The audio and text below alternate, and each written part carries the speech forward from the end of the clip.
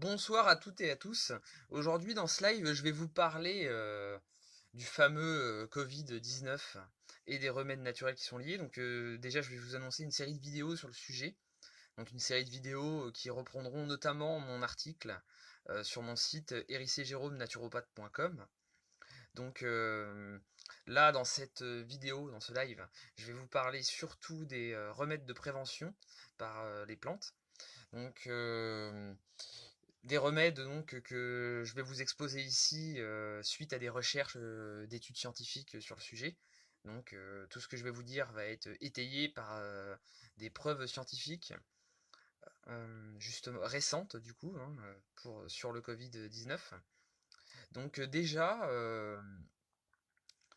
on peut faire un petit tour d'horizon des molécules étudiées qui sont efficaces, enfin, à prendre avec des pincettes, puisque les études, enfin, légalement, on peut pas dire que c'est prouvé, puisque l'étude n'a pas été validée par une commission, ça prend plus de 6 mois à valider une étude par commission, donc c'est exactement le problème qui se pose avec la chloroquine notamment.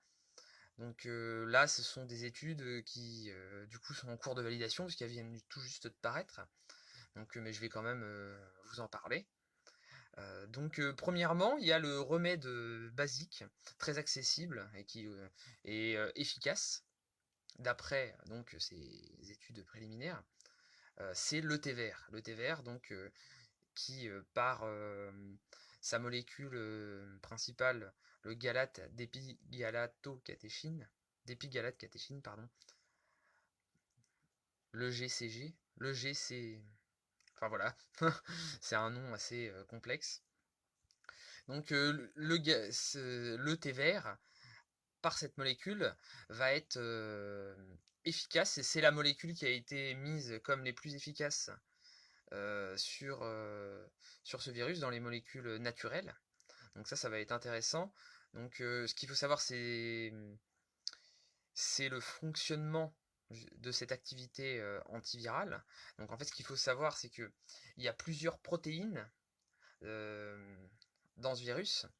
Donc il y a des récepteurs, il y a une membrane, enfin, il y a même plusieurs récepteurs.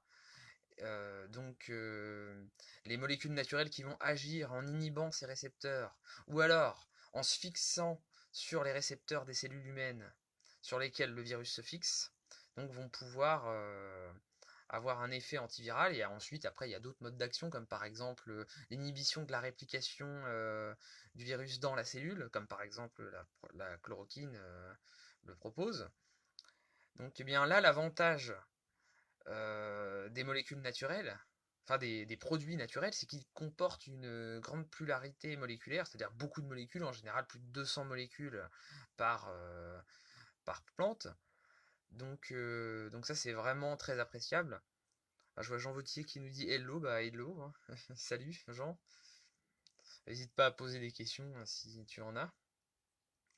Donc l'avantage c'est que le thé vert, lui, est le numéro un par cette molécule, le galate d'épigalate catéchine, eh bien, est le numéro un par rapport à toutes ces protéines de ce virus. Donc, euh, donc ça va être quelque chose de vraiment très appréciable pour lutter contre ce virus, puisque il va agir sur plusieurs modes d'action. Donc, qui dit plusieurs modes d'action dit plus de chances d'éradiquer le virus. Et il a montré des résultats euh, probants, nettement plus efficaces notamment que l'opinavir, le nelfinavir et d'autres molécules médicamenteuses actuellement testées. Donc je vous ferai un article relié à tout ça, relié à ces études-là, pour vous montrer la véracité de ce que je vous dis. Euh, donc le thé vert, c'est le numéro un. Ensuite, il va y avoir selon le récepteur, évidemment, euh, il y a la curcumine aussi, qui est pas mal présente dans les différents récepteurs, la myricétine, la quercétine. Il y a beaucoup de flavonoïdes. Il y a la naringine aussi qui montre des effets. Euh, Je vois Chloé qui nous dit: j'espère qu'avec le confinement tout se passe bien, bon courage Chloé. Ah bah bon courage à toi aussi, oui ça se passe très bien et j'espère que c'est pareil de ton côté. Jean Vautier qui dit: vous répondez à Chloé Léonio, merci. Oui, bah c'est fait. Donc voilà, ces molécules naturelles vont agir sur les protéines du virus directement, sachant qu'en plus ce virus-là a une couche de protéines, une enveloppe de protéines par-dessus lui qui le couvre du système immunitaire, et des molécules naturelles vont agir pour la détruire, notamment bah, j'en avais parlé pour les huiles essentielles. Donc ça c'est quelque chose du coup qui est très intéressant, c'est pour ça que les molécules naturelles alimentaires et les huiles essentielles vont être efficaces. Donc, euh, donc voilà, en recommandation, je vous dirais le thé vert, premièrement parce qu'il est très accessible et qu'il a montré des effets d'inhibition importants, supérieurs même à dans les études que j'ai regardées au nelfinavir, au lopinavir, et tout en étant beaucoup plus complémentaire en fait, avec une plus large palette d'actions. Donc voilà, déjà le thé vert 3 fois par jour, 8 grammes de thé vert 3 fois par jour en infusion, donc à infuser 10 minutes environ. Ensuite, le jus de citron aussi a montré dans des études des effets anti-Covid-19. Donc ça peut s'expliquer justement par le fait que le jus de citron est antiseptique de base. Donc dans le jus de citron, il y a de la vitamine C qui, euh, qui a montré des effets sur le coronavirus, notamment par une étude à Shanghai d'un médecin qui a étudié 50 cas, enfin qui en fait lui a eu à étudier plus de 500 cas, mais qui a concentré son étude sur la vitamine C sur 50 cas, a montré que la vitamine C était efficace quelle que soit l'évolution de la maladie.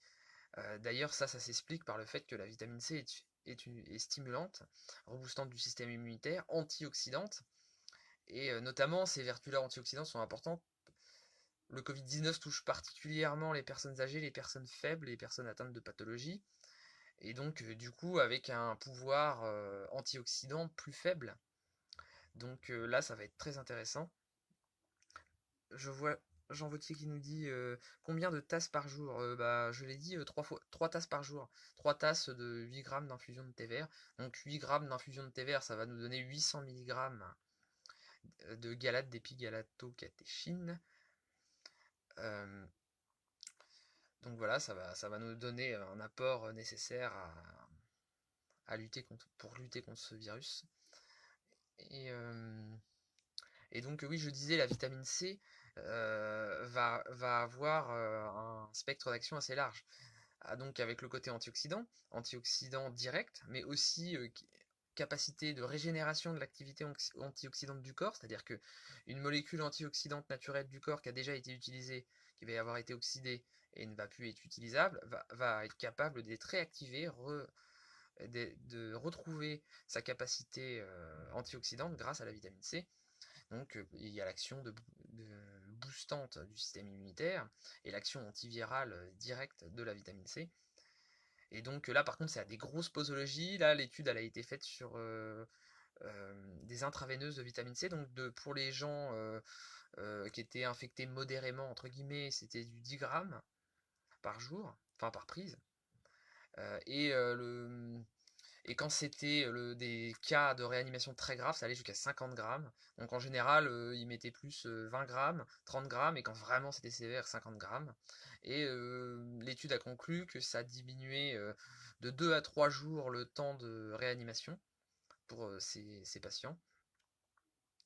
Donc voilà, dans le jus de citron, vous allez retrouver cette vitamine C. Vous allez retrouver également de la naringine, de l'hespéridine, de l'hespéritine, enfin plein de molécules comme ça qui ont été montrées dans des études anti-Covid-19. Des études préliminaires évidemment, parce qu'il faut très longtemps pour valider une étude par la commission. Donc voilà, on ne peut pas dire légalement que c'est prouvé, puisque cette étude n'a pas été validée, mais c'est exactement le même cas de figure pour la chloroquine en fait, en fin de compte. Euh, je vois Jean Vautier qui met, vous répondez à Chloé Léonieux à quel moment? Bah ça y est, j'ai répondu. Ouais, non, je vois pas d'autres. Voilà, j'ai répondu. L'équivalent de combien de citrons par jour? Ah oui, alors ça pour le citron, c'est un citron 3 fois par jour en jus. Donc pour avoir vraiment l'effet antiseptique. L'armoise plante, je pense aussi. Oui, l'armoise, oui, oui, c'est vrai, il y a eu des études en ce sens aussi. Mais cette plante-là est assez détoxifiante et plus dure à trouver. C'est pour ça que je l'ai pas. Je me suis surtout concentré sur le thé vert. Mais c'est vrai que oui, oui. Après, il y a beaucoup de plantes hein, qui ont montré dans les études des effets anti-Covid-19. Hein. Par exemple, il y a l'aloe vera, la réglisse. Plus étonnant encore dans l'inconscient collectif, la scutellaire, qui est plus connue pour ses effets euh, sédatifs, anti-angoisse, anti-stress. Le curcuma, il y a vraiment, enfin, en fait, il y a beaucoup de plantes en fait. Hein. Il y a aussi l'ashwagandha qui a été pas mal étudié. Hein. Faut savoir, comme le virus vient de Chine, forcément, l'ashwagandha, on est en plein dans la médecine chinoise. Donc là, bah, ça a été pas mal étudié, il y a eu des effets. Bah, de toute façon, dans les études, toutes les molécules naturelles qui ont été étudiées avaient des effets anti-Covid-19, des effets même intéressants. Donc, voilà, pourquoi s'en priver hein. Pourquoi s'en priver? Donc du coup, je vous conseille, ça va être 3 tasses de thé vert par jour, donc avant les repas, 3 tasses de jus de citron avant les repas aussi. Donc bah, soit vous les prenez séparément, soit vous les prenez ensemble. Donc, thé vert, jus de citron, après c'est selon vos goûts. Hein. Et donc aussi, je vais vous parler du quinquina, donc du quinquina qui contient de la quinine. Quand on entend quinine, on pense à chloroquine. Évidemment, la chloroquine dérive de la quinine. La chloroquine a été créée justement pour limiter les effets neurotoxiques de la quinine. Elle n'a pas pu enlever les effets inhérents à la quinine sur le système cardiovasculaire. Donc c'est pour ça que bon, bah, il y aura tout, il y a des contre-indications à la chloroquine évidemment, hein, comme il y a encore plus de contre-indications avec la quinine, qui en plus a rajouté le côté neurotoxique. Donc il faudra pas prendre plus de 3 grammes de quinine par prise, parce qu'à partir de 3 grammes, on dit que c'est une toxicité aiguë. Donc, bah, si vous prenez du quinquina, conformez-vous à ce qui est marqué sur la boîte. Et il y aura l'effet anti-infectieux, donc, qui va être le même que la chloroquine. Grosso modo, ce sont les mêmes modes d'action, hein, ça reste les mêmes modes d'action. La chloroquine a juste comme intérêt qu'elle n'a pas le côté, comment dire, neurotoxique. Le vinaigre des 4 voleurs. Ah bah oui, oui, le vinaigre des 4 voleurs, oui, bah là j'ai pas vu d'études sur le sujet, mais bah, fatalement, hein, il y a beaucoup de plantes qui sont tous anti-infectieuses à large spectre, sachant qu'en plus, bah, ce virus est sensible, d'après les études, quand même aux molécules naturelles, vu leur large spectre d'action. Notamment, l'allicine hein, était la molécule la plus efficace hein, en termes de puissance pure. Parce que là, dans ce que j'ai parlé du thé vert qui était numéro un, mais c'était dans une étude parmi plusieurs composés, mais donc où il n'y avait pas l'allicine. Et donc, l'allicine est le plus puissant. Euh, le quinquina seulement en cas d'infection. Oui, oui, oui, en cas d'infection, évidemment. Oui, oui. Oui, oui, oui, oui, oui, parce que là, je disais que je parlais de la prévention, et puis je me suis mis à parler du quinquina. Mais oui, oui, j'ai oublié de préciser, c'est en cas d'infection, oui. Le vinaigre à boire ou en application externe? Bah, à boire. C'est un antiseptique. En plus, l'avantage du vinaigre, c'est qu'il va aider à booster le système immunitaire en réensemençant la flore du microbiote et aussi en boostant par ces molécules le système immunitaire. Donc là, ça va quand même être quelque chose d'intéressant. Donc en prévention, donc, je récapitule, hein, thé vert, jus de citron, 3 fois par jour. Euh, ensuite, Quand vous allez dans un lieu public où il y a beaucoup de gens, vous pouvez vous mettre des gouttes dans le nez aux huiles essentielles que vous êtes vous-même préparées. Donc là pour ça je peux vous donner une recette, c'est-à-dire que vous prenez un flacon vide de 30 millilitres, vous mettez 6 gouttes de laurier noble, 6 gouttes de titri et 6 gouttes de ravinsara, et vous remplissez le restant en huile végétale de calendula, et vous vous mettez 3 pulvérisations juste avant et juste après avoir été dans le lieu public. Et donc là, ça va aider parce que le virus arrive beaucoup par les voies supérieures, les sinus. Donc là, du coup, il y aura toutes ces molécules antivirales dedans, ça va aider à tuer le virus directement. Voilà. Sinon, après, il y a une autre solution, ça va être les sticks inhalateurs. Donc j'en ai un ici. Donc ça coûte même pas 1 € le stick. C'est quelque chose qu'on peut fabriquer soi-même. Donc il y a une mèche. Voilà, moi elle est imbibée d'huile essentielle, il y a une mèche. On met les gouttes d'huile essentielle dessus. Donc là par exemple, je pourrais vous donner une recette, ça va être 4 gouttes de titri, 6 gouttes de laurier noble et 6 gouttes de ravinsara à mettre dessus, à renouveler toutes les 2 semaines, je conseille. Et donc à mettre dans le sticker, et ensuite vous inhalez comme ça dans le nez. Donc 5 inhalations 3 fois par jour. Et quand vous allez en public, vous inhalez avant et après avoir été en présence de public. Donc aussi on peut parler de la diffusion atmosphérique dans votre maison. Donc là, bah, il va falloir faire attention quand même à ne pas diffuser trop longtemps, parce qu'après on s'expose aux contre-indications des huiles essentielles. Donc ça faut faire attention. Donc vous pouvez vous faire des... Après ça dépend du diffuseur, il y a des diffuseurs qui sont plus faits pour diffuser longtemps, donc référez-vous à la notice de votre diffuseur. Et voilà. Euh, Évitez de faire plus d'1 heure, hein, parce que là après ça commence à être quand même fort. Normalement il faut diffuser 5-10 minutes maximum. Après ça dépend, comme je disais, du type du diffuseur. Euh, donc ensuite vous pouvez vous mettre aussi des applications externes sur le plexus d'huile essentielle. Donc là la distance est pas trop forte, ça irrite pas trop le nez et ça va protéger l'atmosphère, enfin la, on va dire la propagation virale dans l'air. Donc ça va être intéressant. Puis en plus, il va y avoir le côté boostant immunitaire pour que le système immunitaire soit aux aguets au cas où le virus arrive. Et donc aussi, les molécules sont respirées, donc du coup, il y a une activité antivirale de ce qui arrive aussi. Donc voilà, ça va être intéressant. Voilà, donc là, dans cette vidéo, je vous dis des petits remèdes comme ça de prévention.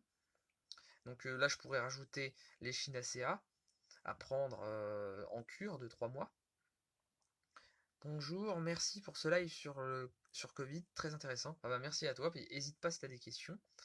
Là on arrive bientôt à la fin de la vidéo, donc bah, si tu as des questions là, pose-les, j'y répondrai avec plaisir. Donc l'Echinacea va être intéressante parce qu'elle va booster de manière puissante le système immunitaire, donc booster les lymphocytes. On sait que ce virus épuise vraiment beaucoup les lymphocytes. Les gens qui ont guéri de ce virus ont les taux de lymphocytes complètement ras des pâquerettes. Donc il y a un réel intérêt à prendre de l'Echinacea sur le long terme, de se faire une cure. Après, pour les plantes stimulantes du système immunitaire, il faut faire attention aux plantes qui vont être modulatrices du système immunitaire. Euh, voilà, faut faire attention parce qu'on ne connaît pas encore très bien tous les détails de ce virus. Donc prenez plutôt des plantes stimulantes. Par exemple, les huiles essentielles de Ravinsara, les Chinacea, la propolis, la gelée royale, des choses comme ça. Quand vous voulez prendre quelque chose de boostant pour le système immunitaire.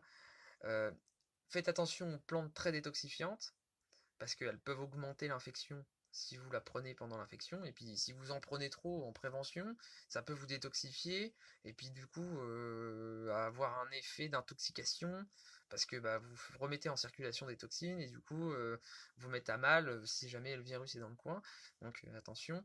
Je pense notamment à l'astragale qui est très très puissante en détoxification en profondeur, et donc qui au début peut avoir des effets un peu comme ça. Donc si vous prenez des plantes comme ça, qui détoxifient en profondeur comme ça, faut les prendre longtemps avant. C'est pas le moment, quoi, comme on est en plein dedans, pas le moment de faire une cure avec ça. C'est plus des choses à prendre un mois, 2 mois à l'avance, pour avoir bien purgé, bien tout nettoyé, et que tout soit régénéré. Donc voilà. Bah là, j'ai dit à peu près tout ce que j'avais à dire dans cette première vidéo, qui est juste, qui concerne juste la prévention, mais qui est juste une vidéo d'introduction. Je reviendrai sur la prévention plus tard, et ensuite je referai d'autres vidéos plus détaillées sur ce qui peut se passer quand on a le Covid-19. Et donc, je ferai plusieurs vidéos comme ça. Je vous préviendrai du sujet et de l'heure de la vidéo. Donc là, si vous avez des questions, n'hésitez pas. C'est le moment.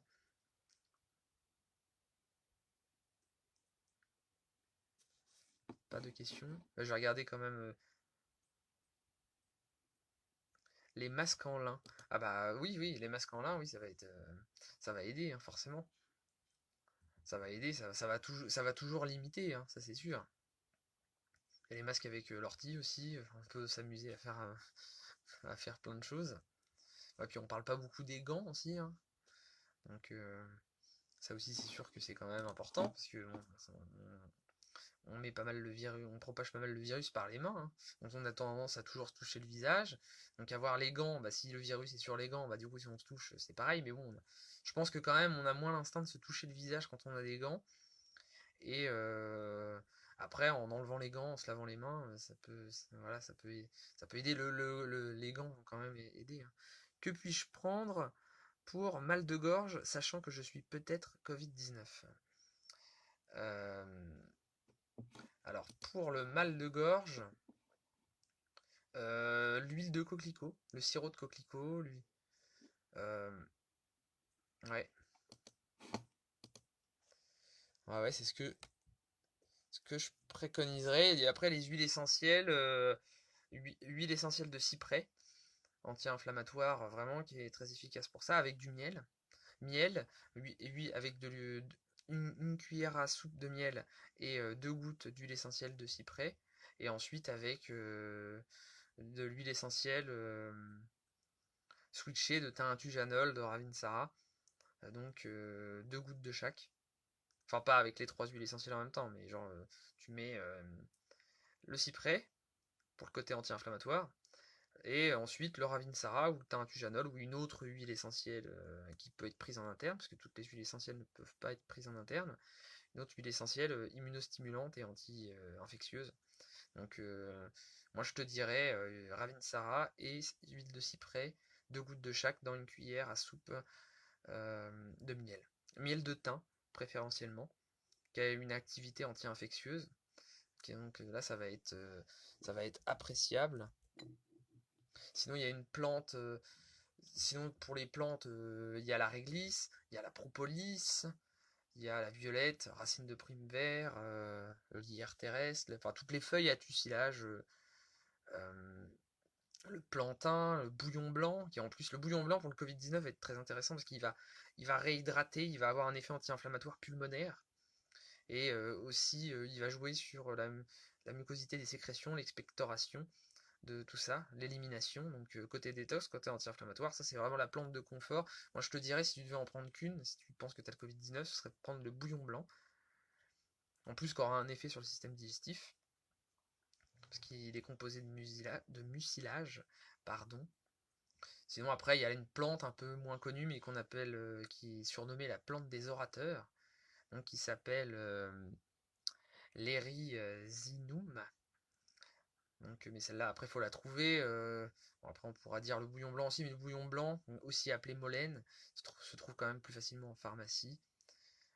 Donc après, on peut jouer sur le côté foie, détox du foie, protection du foie. Donc la plante un petit peu passe-partout pour ça, ça va être le romarin, le chardon-marie.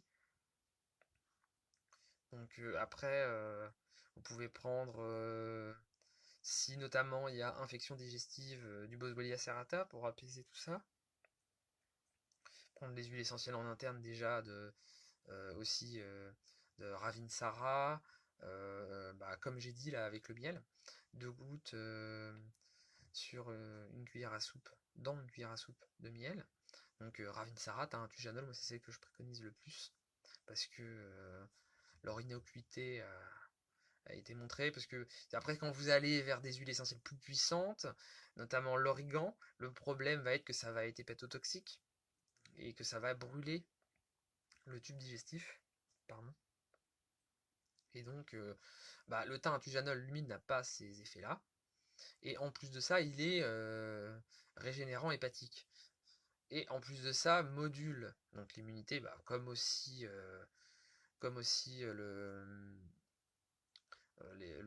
l'origan. Mais il a beaucoup moins d'effets secondaires. Et il va être réchauffant, mais réchauffant régulateur. Il va pas réchauffer pour réchauffer, ça va avoir un effet légèrement plus orienté vers la stimulation, mais régulateur. Et pareil pour le côté nerveux, donc qui est stimulant mais régulateur. Donc ça va être intéressant parce que le côté nerveux quand on est en pleine infection virale, c'est pas top du tout. Donc là ça va vraiment être appréciable. Il y a beaucoup d'autres effets, donc comme ça avec le Tujanol pour aider pour ce virus. Donc je vois Jean Vautier qui dit combien de fois par jour Euh, Combien de fois par jour pour... Ah oui, les huiles essentielles. 3 fois par jour. 3 fois par jour, la cuillère à soupe avec les 2 gouttes de chaque huile essentielle, donc 4 gouttes. Euh, Peut-être vérifier le transit. Oui, oui, oui, oui, bah oui. Là, faut prendre les choses au global, hein. C'est pour ça que c'est le moment d'aller consulter un naturopathe pour aller voir les fondations un peu de votre organisme et de votre esprit, de tout. Et voilà, c'est à étudier cas par cas, évidemment, hein. Là, je dis que des remèdes généraux. Euh, mais oui, donc pour le côté transit, par exemple, il y a la guimauve. Mais déjà, le molène le fait un petit peu, hein, un côté comme la guimauve, hein, mucilagineux, qui aide à éliminer tout ça, qui a un petit côté anti-inflammatoire. Là, le Boswellia serrata, lui, est plus purifiant. Donc le Boswellia serrata, bon, suivez les conseils qui est marqué sur la boîte, hein. Euh, bon, en général, c'est 3 gélules par jour, mais la culture traditionnelle préconise une cuillère à soupe 3 fois par jour. C'est assez écœurant, hein, au niveau goût si vous le prenez à la cuillère à soupe. Donc moi, ce que je conseille, petite astuce, c'est de le mettre dans du miel. Parce que là, le goût devient potable et la texture est potable, parce que sinon c'est très plâtreux, ça colle. Donc c'est pas terrible. Et donc là, avec le miel, eh bien, il y a la texture, donc la texture du miel, donc ça passe. Et le goût est nettement amélioré, c'est-à-dire qu'il n'y a plus ce goût un peu écœurant, le goût passe. Euh, ouais, la guimauve est exceptionnelle, ouais, ouais, c'est clair. Sinon, après pour, après voilà, il y a vraiment plein de plantes qui peuvent aider justement pour ça, hein, pour le côté transit. Donc voilà, je vois la lavande aussi. Oui, oui, oui, la lavande pour le côté digestif, l'avantage c'est que c'est pas la plus puissante en fait. Euh, c'est pas la plus puissante pour tuer une infection, mais elle est vachement apaisante. C'est une des plus apaisantes. Et comme quand on sait que justement l'irritation augmente l'infection, bah donc du coup, à la base, in vitro, elle va pas être dit comme la plus puissante. Mais c'est pas prendre en compte les contre-indications des huiles essentielles, notamment les contre-indications irritantes. Et donc, ça va pas forcément être le meilleur choix de prendre celle qui est la plus puissante et qui est aussi souvent la plus irritante. Des fois, c'est mieux d'en prendre une un peu moins puissante, mais qui a pas le côté irritant, pour avoir quelque chose d'efficace. Donc la lavande, ouais, il va être très bien justement surtout quand c'est très irrité. Le côté anti-infectieux va largement suffire et il va y avoir un côté apaisant. Euh, voilà. Bon, sinon après, bon, il y a le psyllium aussi, hein, comme référence pour le côté constipation. Après aussi, on peut jouer sur le côté cardiovasculaire, hein, parce qu'on sait notamment que ça attaque beaucoup au niveau cardiovasculaire. Moi, pour ça, pour le confort, je vous dirais de l'aubépine. Bon, après, évidemment, à voir avec votre médecin, à voir selon votre cas, à voir selon beaucoup de facteurs. Donc voilà, prendre une plante immunostimulante, une plante pour enfin la solution que je vous ai dit pour la gorge, si il y a besoin, la solution du Molène qui joue sur la gorge et sur les poumons, donc la solution du Molène pour les poumons, en confort, pour le côté anti-inflammatoire pulmonaire, faire des inhalations aussi, ça marche bien. Voir pour le transit, pour le côté apaisant au niveau du tube digestif et anti-infectieux du tube digestif. Donc là, avec des huiles essentielles en interne, en prenant aussi éventuellement de la propolis, en plante immunostimulante, prendre de l'échinacea par exemple, ou alors la propolis aussi pourra faire office d'antibiotique et de stimulant immunitaire. Donc voilà, ça et les inhalations de thym. Donc vous mettez 20 grammes de thym dans 1 litre d'eau, vous faites bouillir, vous mettez une serviette et vous restez 5 minutes. Enfin, le temps nécessaire aussi, si vous voulez plus, vous restez plus. Voilà. Jean Vautier, attention, il faut des mini-doses. Pour la lavande ou la guimauve? La guimauve? Oui, oui, bah la guimauve, oui, c'est assez, c'est assez efficace, il n'y a pas besoin d'en prendre des doses massives, hein, c'est sûr. Euh, voilà, donc bah j'ai dit à peu près tout, hein. Si vous avez des questions, n'hésitez pas. Je reviendrai hein, sur ça dans la prochaine vidéo, je reviendrai dessus. De toute façon, j'essaye toujours de revenir plus ou moins sur ce que j'ai dit avant. La répétition fait l'apprentissage. Donc voilà. Donc bah, si vous n'avez pas de questions, je vais vous quitter. Je vais vous souhaiter une bonne soirée. Et puis je vais vous dire à bientôt pour une prochaine vidéo. Au revoir.